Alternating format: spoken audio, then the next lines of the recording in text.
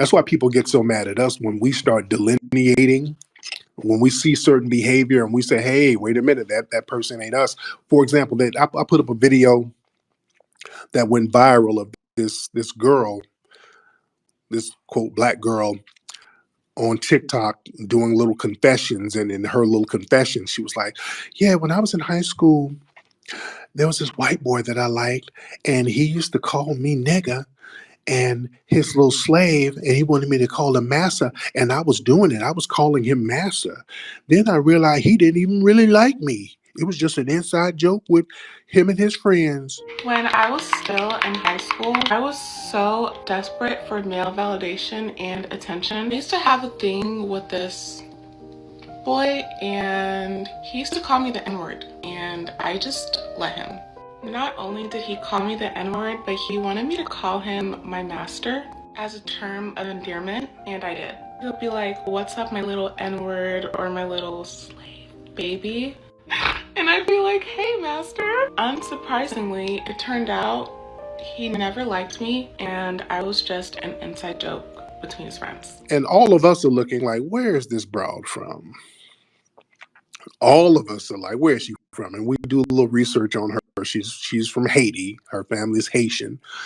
And the Tethers get mad because we make that designation.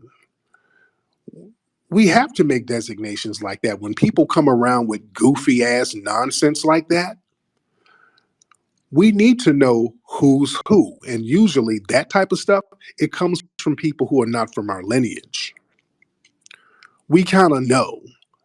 When you start talking like that, we know you're not from this lineage. Most foundational Black American women don't look at white boys like that. They don't. They don't have that zaddy worshiping mentality. Most FBA women don't think like that. So when we hear somebody talking like that, sitting up letting a white boy call them a nigga and a slave, that's a tether, most likely a tether. Because in certain African and Caribbean nations, they literally look at white people as gods. Most FBA women don't. They've been around white boys. White boys are always trying to holler at an FBA woman. If an FBA woman looks halfway decent, this white boy's always trying to holler at them. That's not a flex at all. So when we see dumb shit like that, we already know. And that's important for us to understand who's who and who has that mentality. Because what happens is white supremacists, they see them type of bedwenches and be like, you know what? We're going to start an organization and let you be the head of it and let you be a representative of Black people. Then all of a sudden we get a Kamala Harris. You see? See, that's why we have to call that stuff out early. So then all of a sudden you get one of these bedwenches who becomes the vice president, and then they're the so-called representative of Black folks. And we see why we don't get shit. You see? They make them the leader of some kind of Black organization like Black Lives Matter. And remember, they put a whole bunch of tethers in the head of that. And how did that work out for us?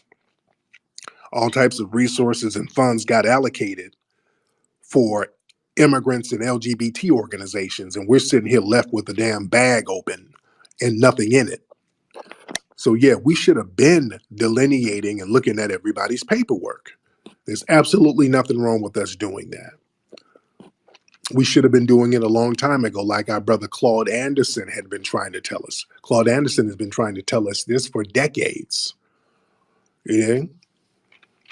But better late than never. The white supremacists know what they're doing. They know who to hire for certain positions. They know who to put into certain positions. It's the whole plantation system. During formal slavery, they knew who to put in certain positions. They knew to get a lot of Black people from different plantations or from different lineage backgrounds to act as overseers sometimes, because they knew that they would not have the same lineage camaraderie with the Black people that they had to beat on for massa. They were very good at that.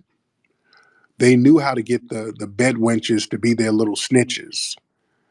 You know, they would get certain bedwenches, and the bedwenches, a lot of them would be in the house, so they would give them a couple of extra butter biscuits and privileges. And the bedwenches would many times let Zaddy know when there was a rebellion popping. The bedwenches would kind of be out there in the quarters, ear hustling, and then go to Massa. Massa, I heard they gonna run on Thursday on Christmas. They gonna run, Massa. So they had the bedwenches on that duty. So the same thing. They know how to cultivate certain Negroes to do certain tasks, and they understand the lineage is important too. They know where certain people from certain lineages will do certain parts of the dirty work for them.